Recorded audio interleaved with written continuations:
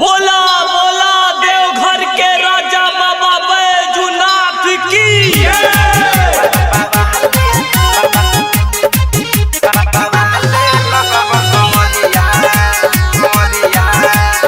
Music by Vikesh भोजपुरिया।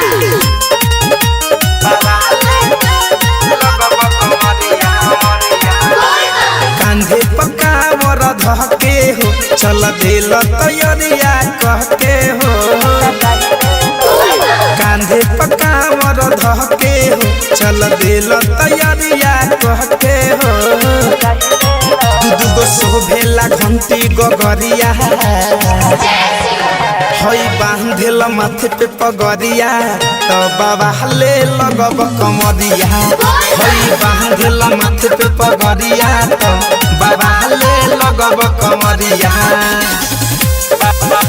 बाबा ले लगब कमरिया कमरिया। बोला बोला बाबा महेंद्रनाथ की माथे पे पगरिया तो बाबा ले लगब कमरिया। आए है चमके लगब सबसे हल केहू से रहब ना फीका हो। आहब हेले कह दी तोहके महाकाल वाला टीका हो। ए चमके लगब सबसे हल केहू से रहब ना फीका हो।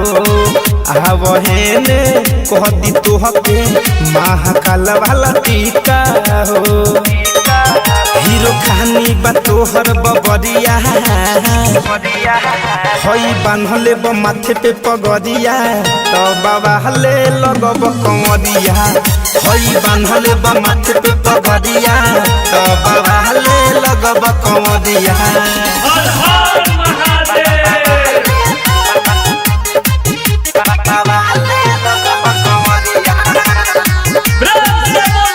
म्यूजिक बाय विकेश भोजपुरिया।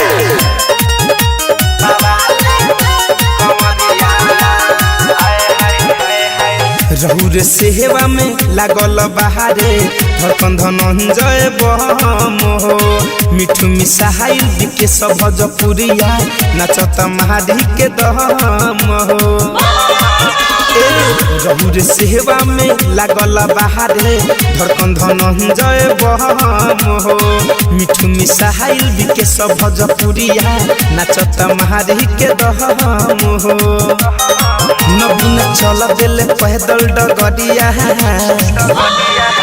हई बांधेल माथे पे पगरिया तो बाबा ले लगब कमरिया। हई बांधेल माथे पे पगरिया तो बाबा ले लगब कमरिया।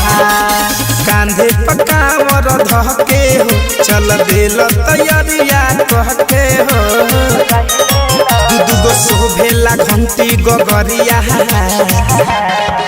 हई बांधेल माथे पे पगरिया तो बाबा ले लगब कमरिया। हई बांधेल माथे पे पगरिया तो बाबा ले लगब कमरिया।